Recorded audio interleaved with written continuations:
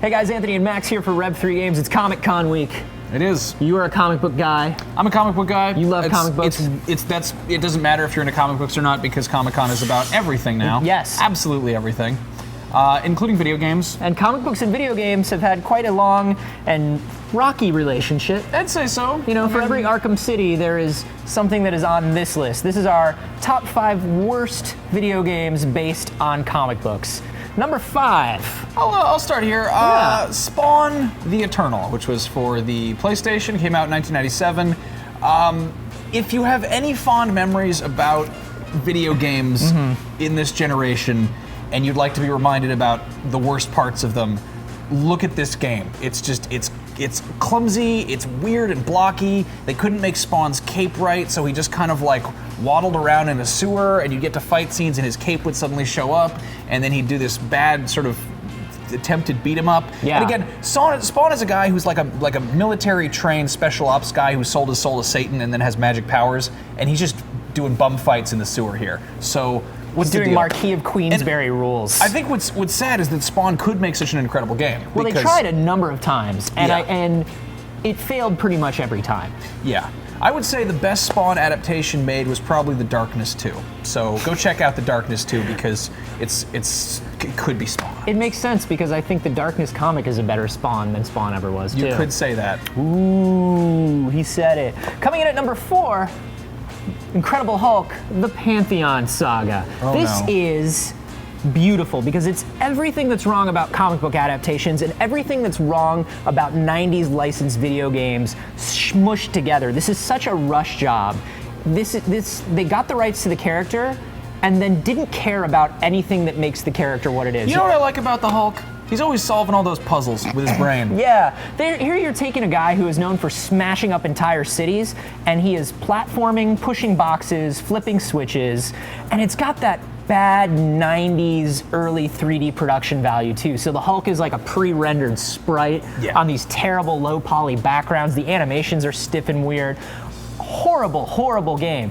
Though there has been an amazing Hulk game made, Hulk Ultimate Destruction, which is basically Crackdown with the Hulk. Yeah, I was actually fond of the one that came before that, the first Hulk movie game. Yeah. That was pretty fun. And the one for Genesis and Super NES. That was a decent platformer too. It can be done right. This just was not it. I think the key thing when making a Hulk game is just to pay attention to Hulk's catchphrase, which is just Hulk smash. So you know, maybe take some cues from that. You were saying that's a bad use of a license. I would say a worse one would be Questprobe, featuring Spiderman. This was, of course, this was a text adventure that was on like the Apple II and the Amiga. It was a graphical text adventure. Came out in 1985. It was the brainchild of Scott Adams. Yeah, who's a comic man himself. He's a creator of Dilbert, which is great. Dilbert is a great comic about a guy in an office who walks around and says some things. Spider-Man is a superhero who swings around on webs and fights crime, so a text adventure doesn't work so great. Well, what's funny is he went with what he knew. He took a comic and made it about walking around in an office saying things. This has Spider-Man doing things like, "Hey, Spider-Man, please look in a crib." Hey, what's in the crib, Spider-Man? Oh, it's a gem. Hey, Spider-Man, pick up the gem. Okay. My favorite thing about this game is you could tell Spider-Man to die, and he would graphically describe how he was choking on his own blood. But he never spun a web. It's like he knew he was in the game. So of course the big one, the big doozy. This is we're cheating a little bit here because this is actually based on a cartoon, but Superman 64, based on the animated series, came out obviously for Nintendo 64, 1999.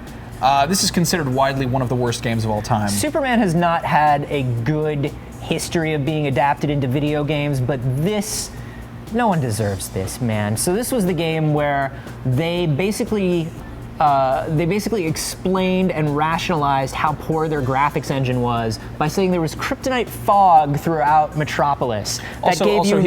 He was sucked into a virtual reality. Yes. Right. With kryptonite fog that took away his powers, your ability to control him, and your ability to see anything 4 feet in front of you. It was basically just the flying through rings part of Star Fox, but done poorly. Right, and they labeled that as maze levels. So Lex Luthor would say, "Solve my maze," which is probably it's about as bad as Magneto's "Welcome to Die" line in the X-Men arcade game, except that has the excuse of being poorly translated from Japanese, whereas this is actually, a game you know, and it's not even a maze, it's just rings. So that's a bad thing. Yeah. Number one, I'm gonna say the worst comic book game ever is any of the Garfield games. You can't do this. Yes, you can. They've made almost 20 Garfield games over the last 30 years. Just Garfield. Garfield is so inoffensive, and Garfield nobody cares is about so those inoffensive. games. Garfield is a cat who sits around and eats lasagna, and he complains about it being Monday. Why would you make a video game about a cat that sits there and doesn't do anything? Nobody in the world. They've made like 20 games. Nobody in the world is disappointed by a Garfield game because nobody cares. Why are they there?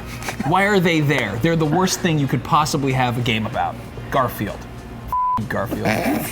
So there you go. Those are our top 5. I would say top 4.5. I don't know if I'm going to give you Garfield. Worst video games based on comic books. Let us know what your least favorite adaptations are down below in the comics. There's so many. Such a rocky relationship, comic books and video games. And do remember to subscribe here at Rev3 Games, because we do so much talking about video games. We do. So many top 5 totally lists. do. Garfield, And we're coming for you. that's not, we don't even care about Garfield. Hate You're you, fine, Garfield. You're the worst. You're not the worst.